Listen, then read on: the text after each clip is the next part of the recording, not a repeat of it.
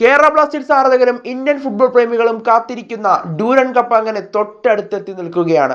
Durand cup തുടങ്ങാൻ ഇനി ദിവസങ്ങൾ മാത്രമാണ് ശേഷിക്കുന്നത്. ഈ മാസം 27-ാം തീയതി, അതായത് മറ്റന്നാളാണ് ഡ്യൂറൻ കപ്പിന് kick off. Mohun Bagan super ജയൻസിന്റെ മത്സരത്തോടു കൂടിയാണ് ഡ്യൂറൻ കപ്പിന് തുടക്കമാകുന്നത്.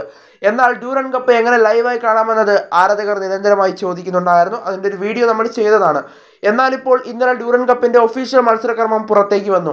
അതിനുശേഷം ആണ് ഞാൻ ആ മത്സരക്രമങ്ങളുടെ ലിസ്റ്റ് എടുത്ത് നോക്കിയപ്പോഴാണ് മനസ്സിലായത് ഡ്യൂറൻ കപ്പ് 2 ചാനലുകളിൽ സംപ്രേഷണം ചെയ്യുന്നുണ്ട്. അത് സോണി സ്പോർട്സിന്റെ ചാനലുകൾ തന്നെയാണ് സംപ്രേഷണം ചെയ്യുന്നത്. സോണി സ്പോർട്സ് 2-ലും സോണി സ്പോർട്സ് 3-ലും നമുക്ക് ഈ മത്സരങ്ങൾ കാണാനായിട്ട് സാധിക്കും എന്നുള്ളതാണ് ഇപ്പോൾ മനസ്സിലാക്കാനായിട്ട് സാധിക്കുന്നത്.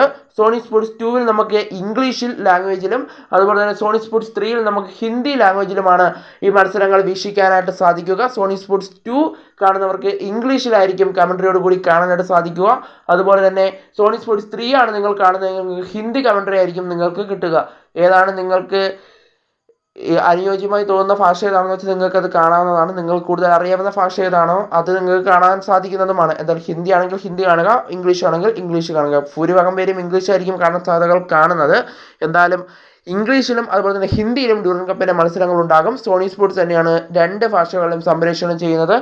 സോണി സ്പോർട്സ് 2-ലും സോണി സ്പോർട്സ് 3-ലും നമുക്ക് മത്സരങ്ങൾ കാണാനായിട്ട് സാധിക്കും.